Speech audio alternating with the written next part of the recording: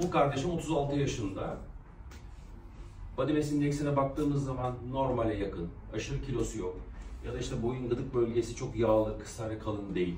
Buna rağmen horlamayla beraber uyku apnesi var. Bizim derdimiz burada zaten sadece horlama değil. Yani işin sosyal yeri horlama. Uyku apnesi sizin genel sağlığınız açısından çok önemli. Burundan girdim baktım neler gördüm onu anlatayım.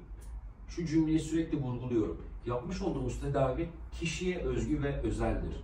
Yani sizin hastalığınızdaki bulgularla beyefendininki farklı olabilir. Kardeş bile olsanız farklıdır. Dolayısıyla tedavi size göre şekillendirmek gerekir. Ne gördün baba? Evet, nazofaringsin iyi, genizitin yok.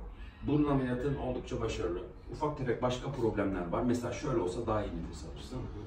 Bu destekleyebilir ama bu horlama ve uyku apneye sadece %5, %10 etki eder. Yumuşak damak bölgende, küçük dilinde ve